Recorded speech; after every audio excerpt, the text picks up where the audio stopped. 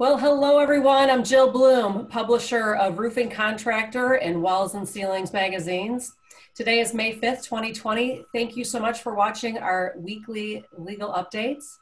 I'm here today with Art Eisner, the editor of Roofing Contractor, and Trent Cotney, the CEO of Cotney Construction Law.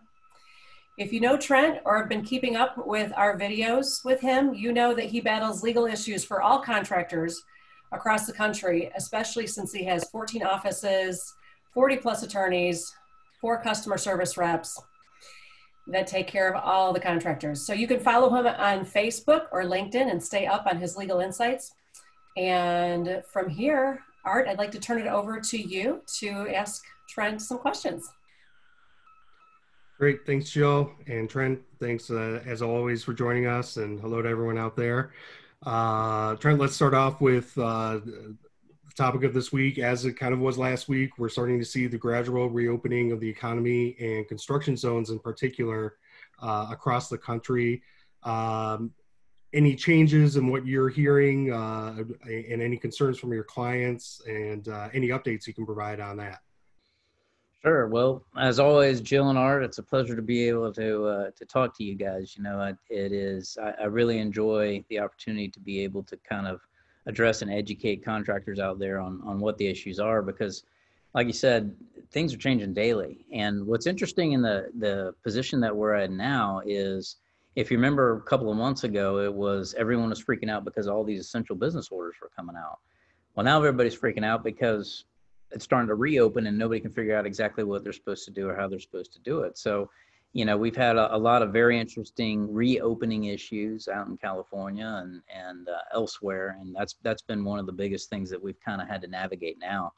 I would say that the biggest question that we've gotten here recently is whether or not contractors should return their PPP funds, their Paycheck Protection Program funds. And let me explain why people are freaking out about that. Okay, not this last Sunday, but the Sunday before, the SBA came out with some additional guidance, and the guidance was scary. It said, hey, if you have access to liquidity, okay, and the only example they gave is if you're a public corporation and you have access to the capital markets, and you don't need the funds, you have to give them back by May 7th.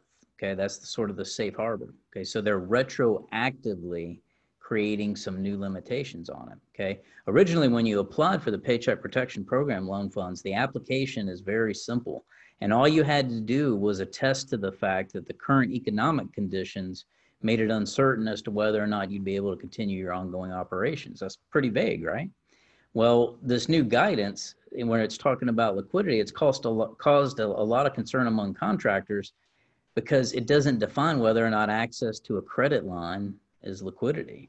Okay, you know, just is it? I don't know. And that's the issue is the guidance, they're filling in the holes that was in the CARES Act originally with this retroactive guidance, and it's causing a lot of people concern. Now, one thing I will tell you, Art, is that if you've received over $2 million in PPP funds, you are absolutely going to be audited.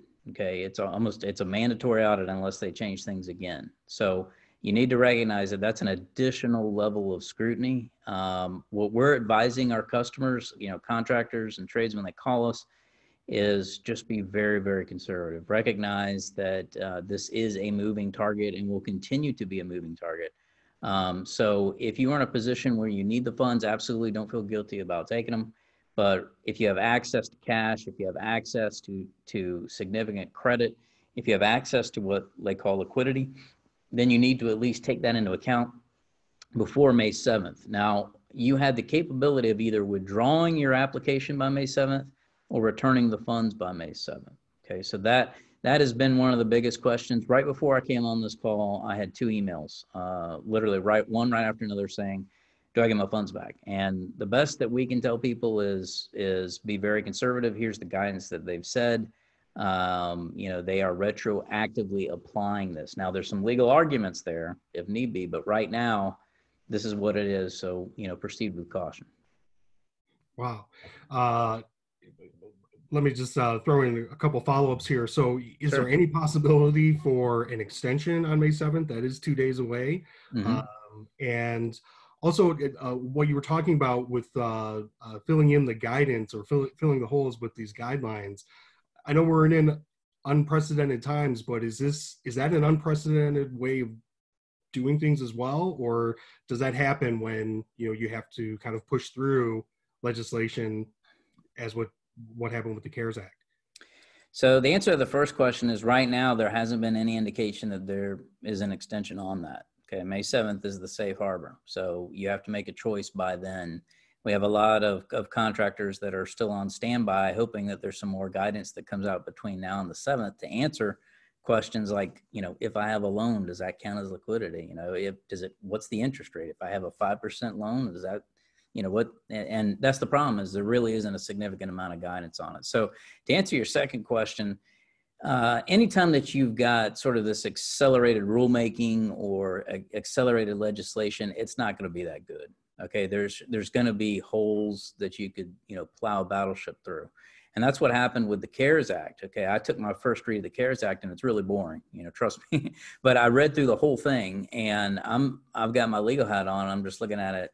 What does this mean? It doesn't make any sense. So what they're doing is they're trying to fill in those holes. The problem is that it's created this huge amount of uncertainty, this huge amount of concern, not only among contractors and consumers that are out there, but among banks.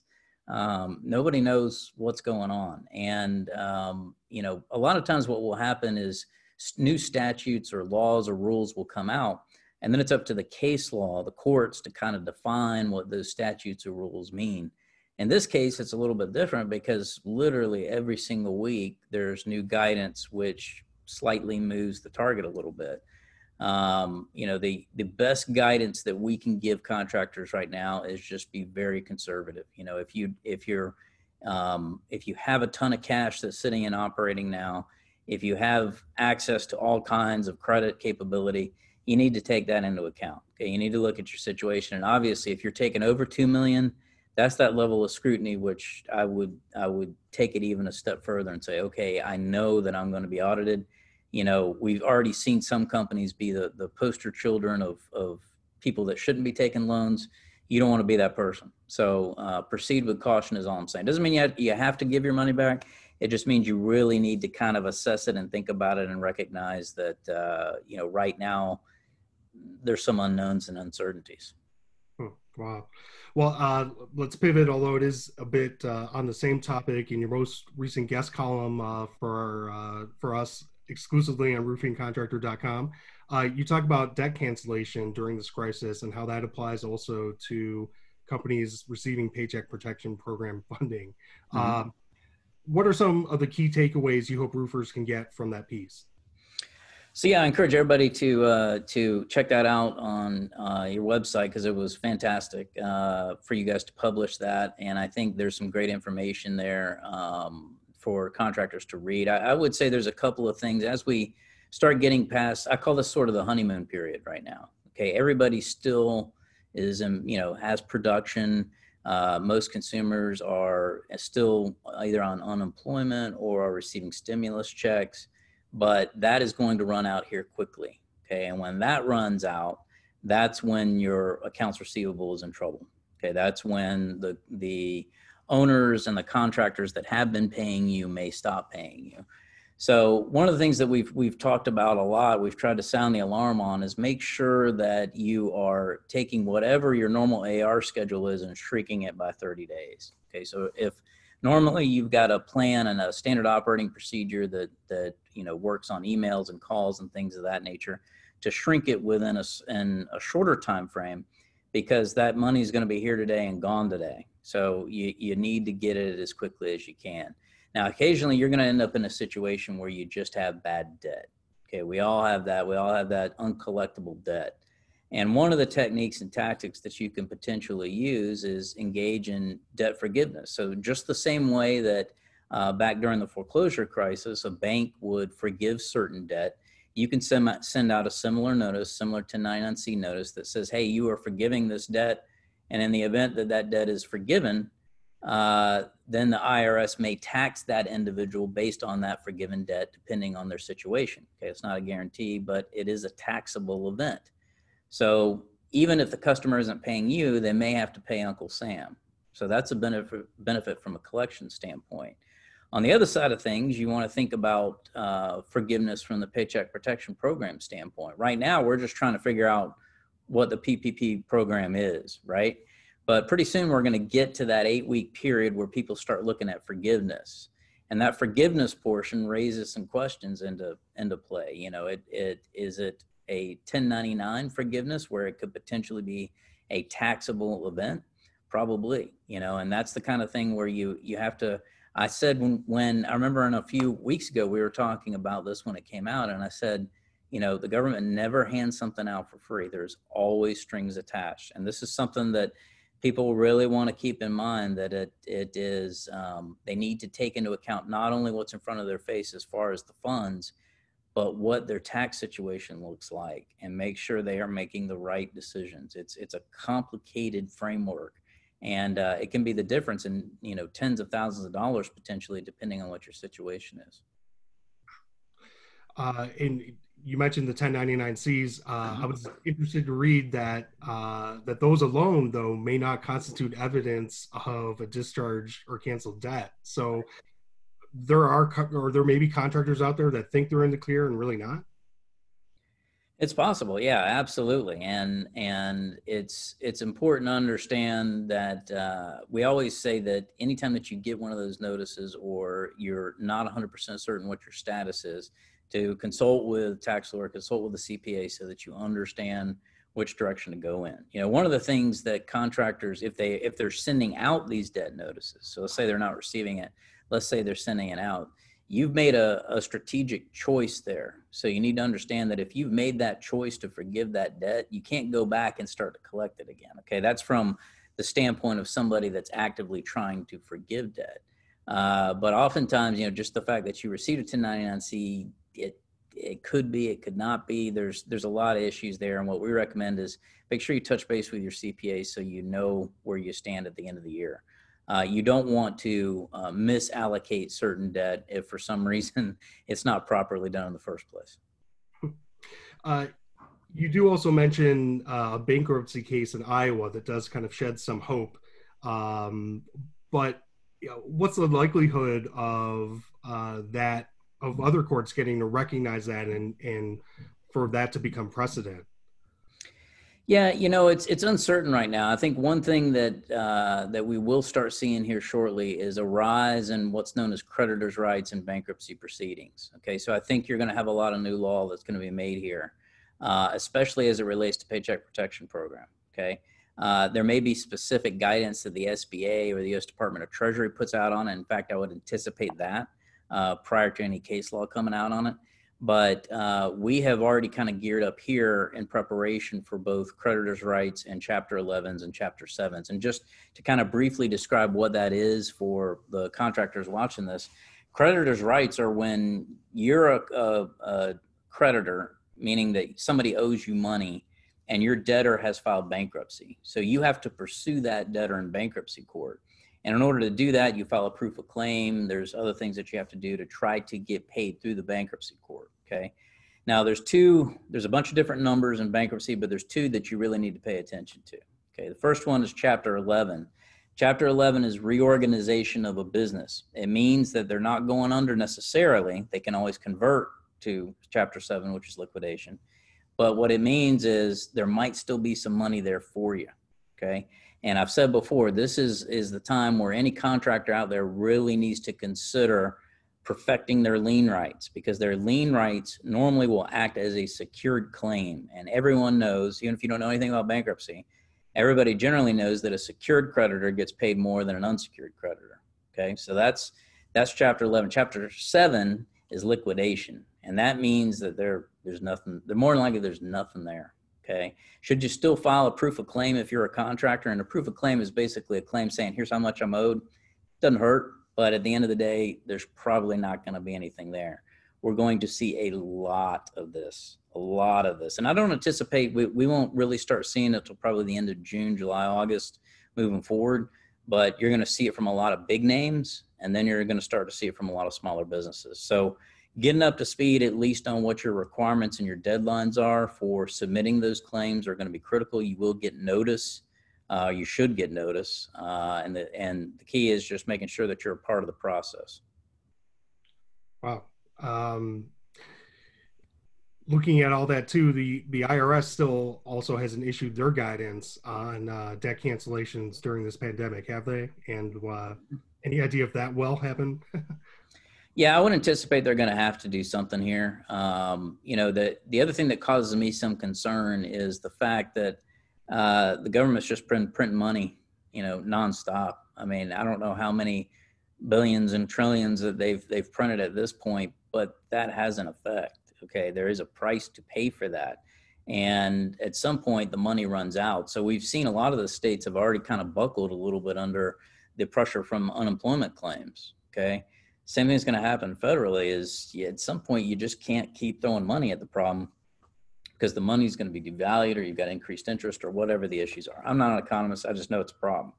Okay. So I think ultimately what will happen is that the IRS and the Federal Reserve will come out with some additional guidance to help figure out what's what. And specifically, I think the U.S. Department of Treasury, along with the SBA, will try to address some of these debt forgiveness issues.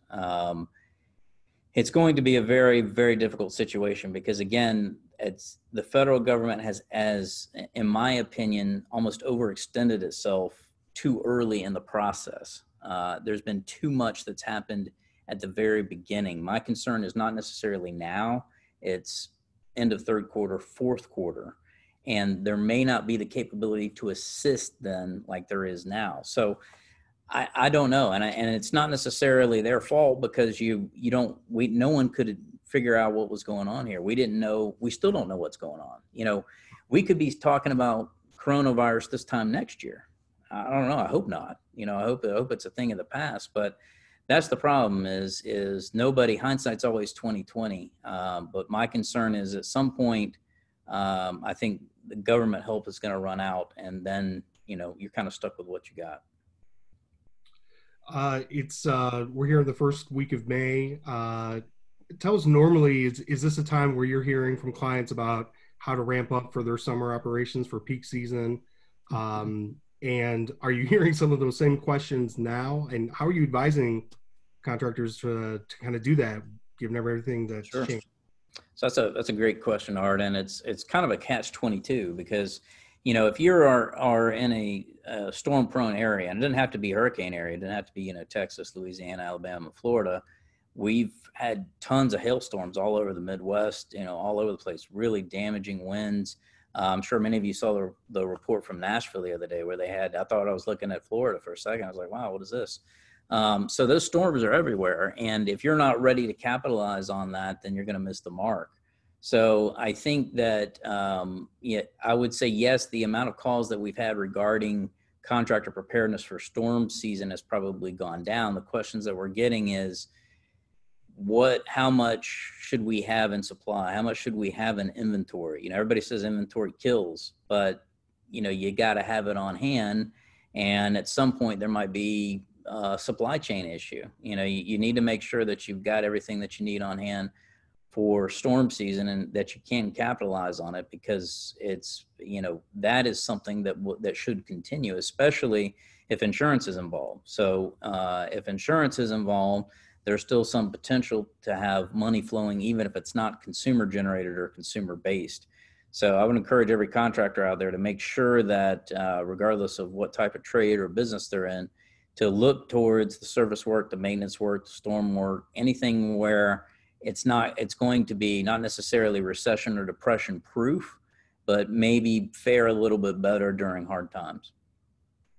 Do you fear that there will be some contractors out there with a business as usual approach and, they'll have a harsh awakening? There are, and I've heard it over and over again. And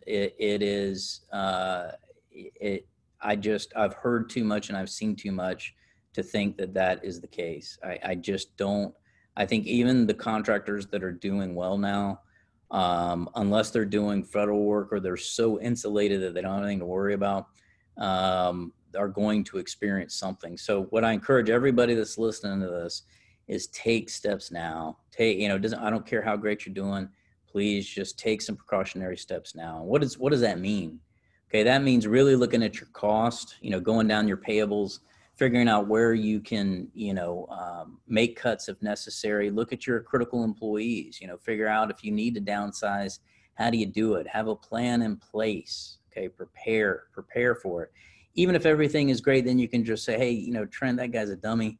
But at the end of the day, I would rather people be prepared. And that's what I'm concerned about for the industry out there, because we've been blessed and fortunate that construction has pretty much been an essential business. And that's why most of our trades and contractors out there haven't seen the full effect yet. Okay, if we were in the restaurant industry or travel industry, we'd be really hurting right now. So don't let that mislead you, because once we get over this honeymoon period, we got 30 million plus in unemployment.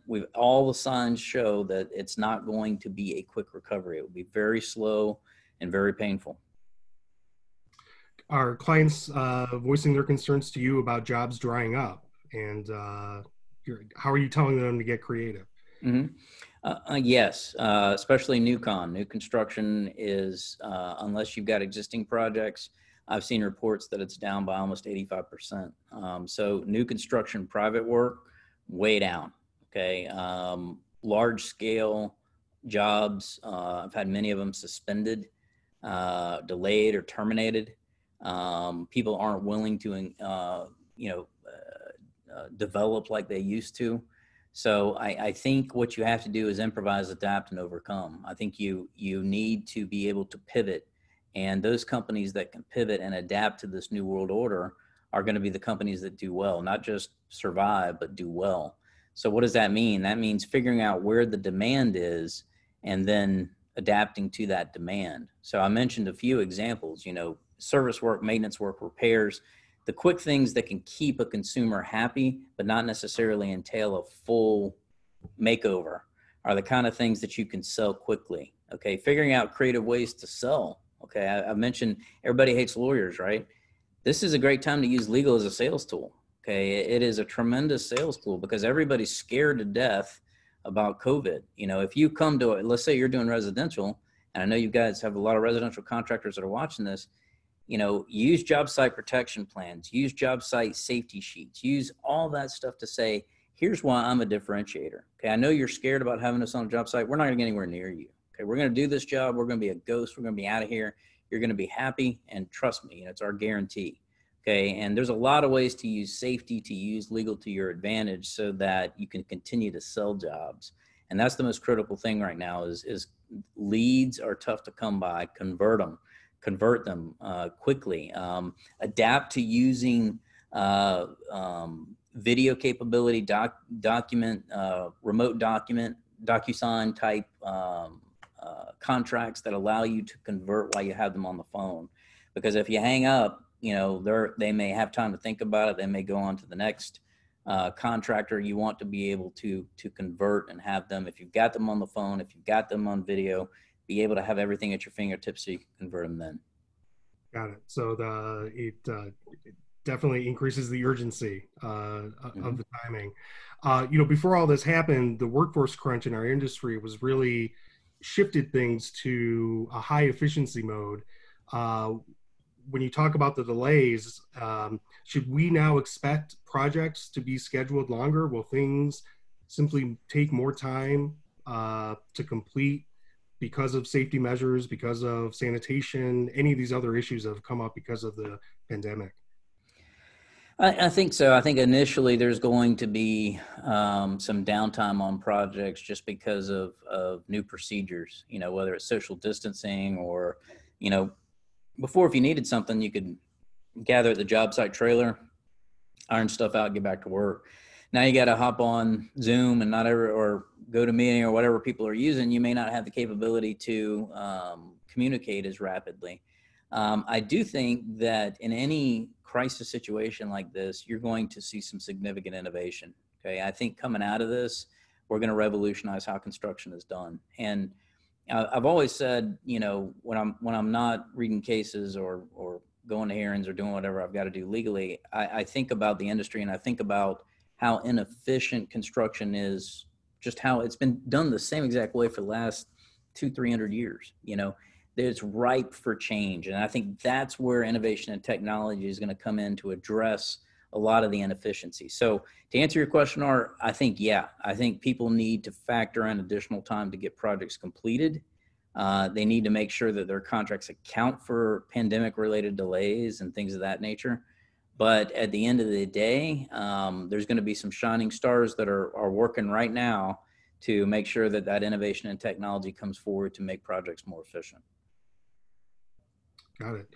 And I think maybe that was framed more so on the commercial side. Do you think it may be more important for roofing companies to tell homeowners that, a one-day tear-off, it might not be the same, it may not be as quick as it used to be? Mm-hmm. So managing customer expectations is paramount regardless of whether you're in a pandemic or not. But now more than ever, homeowners need handholding. Okay, you've got to be able to tell them we got you here. Constant communication, and it doesn't necessarily have to be the person that's selling the job or the person that's putting on the roof, but somebody in your office needs to be in constant communication with that homeowner, because it's like I said, every lead is precious, every job is precious. Okay, just because you've got a decent backlog now doesn't mean that you'll have that 2 months from now. And what I think that, if you were normally used to doing a job in 1 or 2 days, you should probably factor in double the time. Okay, and it doesn't mean that you're going to take that. But if you manage your customers' expectations and you get done early, then you look that much better, right? True enough. Right. Let's, you talked about innovators. I want to change topics a little bit and talk about a post we just had this week about Tesla CEO Elon Musk talking about the 26% drop in his company's solar roof installations in the first quarter, of course, due to the coronavirus. That said, he still, pledges to work with trained roofing contractors and scale up to 1,000 homes a week. You've been watching him enter into this market. What's your take on where he's headed, and what did that news mean to you, if anything? Tesla is a very interesting company, and look, they're innovators. Nobody can say that. They're disruptors. That's what they're known for, and their product is very interesting. I had the opportunity to spend a little bit of time learning about it, and I think it's a very innovative product. I think one of the situations, and probably what Elon is concerned about right now, is the fact that this is a premium type product, and if you haven't, just because you're investing in the potential energy savings, people aren't looking into that right now. They are more concerned about cost. If they have to put on a roof and they have a choice of doing a high-end product or a low-end product with an immediate effect, they're probably going to choose a low-end product. So I'm sure that is probably factoring into some decision-making that's happening right now. I think ultimately what Tesla has done is great for our industry, because it's caused everybody else to kind of take a look and say, oh, okay, well, we need to step up our game, and that's the great thing about disruptors. Tesla he wasn't known for doing anything in construction really until this happened. And now everybody's talking about it. Everybody's thinking along those lines. And I think ultimately down the road, regardless of whether it's roofing or wall construction or anything out there, you're going to see these integrated products that accomplish multiple things in one project. I talked about efficiency, and you're going to see efficiency in process, efficiency in materials, efficiency in design and construction. All of this is going to be revolutionized. If there's any upside of the pandemic, is that technology has to step up now. It's got to step up, and you're going to see, instead of us going like this, I think you're going to see like this as a result of this pandemic. So, I will always watch what Elon Musk does, because you never know what to expect. He's come out with things where I'm like, there's no way that's ever going to do well. And then he kills it. And I'm like, so I think you'd be foolish not to pay attention to what they're doing right now. All right. Well said. And final question, since you do represent companies in different fields, how would you characterize overall the roofing industry's response to what's happening now, perhaps compared to some others that you represent?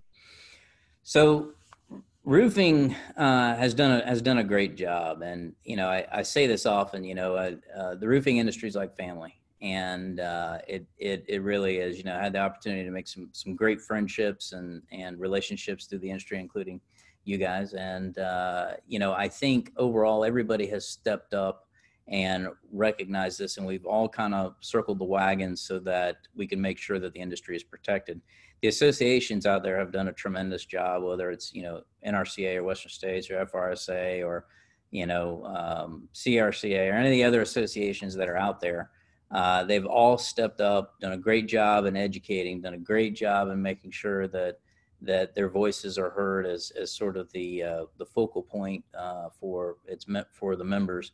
And overall, I think we've weathered the storm about as well as we could as an industry. Roofing in particular, and for those that are doing exterior wall construction, any building envelope type of construction, we're always in the crosshairs, right? Because we're highly visible. And when you're highly visible, you're subject to every government regulatory agency there is because they can see you. So there's a lot of that you have to deal with. There's a lot of liability. There's just a lot of problems. But as a whole, I think the roofing industry has done a great job in stepping up to the plate and adapting and trying to work in the current framework. So I'd give it a solid A, I think. Okay. Obviously, I'm biased, but. Right. Good grade. Yes. But Trent, we obviously appreciate your leadership on that. And thanks for the great information. I'll turn it back over to you, Jill. Thank you very much. Yes, Trent, it's always good to hear your insight. I know you've got some resources on your website, I believe. Can you tell us again what that is? Sure. So we have a very lengthy and robust COVID-19 database. And what I try to do is put out videos all the time and articles and all that kind of stuff to educate contractors and trades out there. So if you go to our website, cottonycl.com, it's right on the front page, COVID-19 database. You can go there. We have all of our articles, including links to the great articles that you guys were mentioning. And we try to put out videos and whatnot on Facebook, LinkedIn, and other social media sources for people to follow. Fabulous. We really appreciate everything you're doing, Trent, for all contractors across the country. And again, thank you everyone for watching and joining us today. If you do need to reach myself or Art or anybody at Walls and Ceilings, please go to either roofingcontractor.com or wconline.com and make sure you subscribe for free to our digital edition, our e-newsletters, and all of the content we put out so you can stay up to date with the great content we're putting out, especially our weekly updates with Trent. But everyone, please stay safe and healthy, and we look forward to seeing you next time. Everybody have a great day.